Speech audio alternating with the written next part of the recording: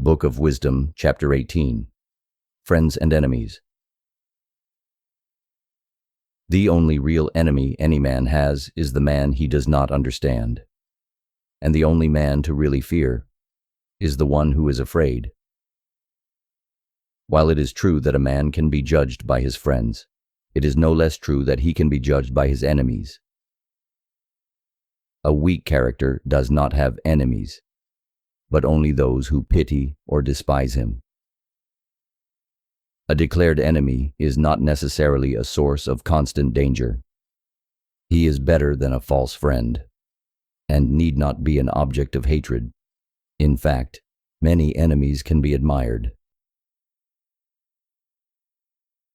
The man who seeks a friend without faults, or one without weaknesses and failings, will never have a friend. And he who declares his enemy to be wholly evil is a liar. A man may be poor in worldly possessions, but rich in friendship. For true wealth is not the accumulation of lifeless things, but the possession of firm friendship. The greatness of a man may be assessed according to his friends, but it may be measured even better according to who are his enemies.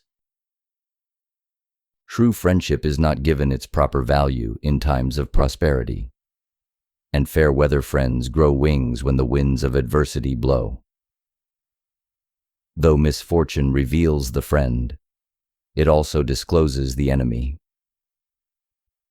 When misfortune strikes, false friends scamper like rats, and enemies gather like vultures. No man can attain full spiritual development until he has learned to respect the rights and views of others.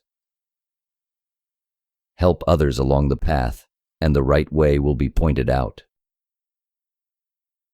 The nature of man is such that while it always tends to resist force and compulsion, it will always yield to gentleness and persuasion. Force is the last resort, and an acknowledgement of failure. Power in the hands of a man in all ways strong is always good, but power in the hands of a weak man is a menace. A friend is capable of inflicting greater hurt than an enemy, but both should be chosen with equal discretion. Yet wounds inflicted at the hands of a friend are more to be desired than the hypocritical embraces of an enemy. Let experience be your guide.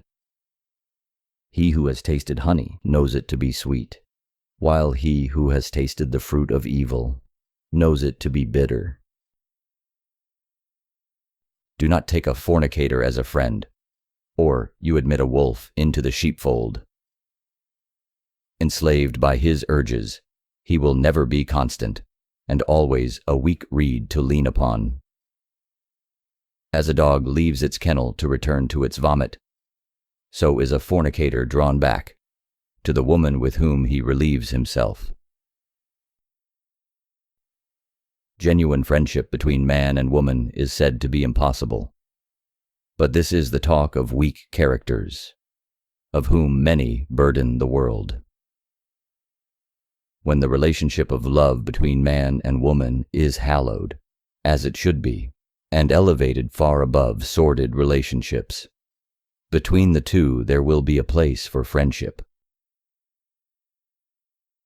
Do not be lukewarm either in friendship or enmity, for the strong character reaches out afar in all directions. Not all enemies are personal ones, for those who oppose the cause for which you fight are also your enemies, as are all who oppress the weak and lowly. There is everlasting enmity between those who serve the cause of good and those who serve evil, and there can be no reconciliation between the two. To compromise with evil means contamination of the good.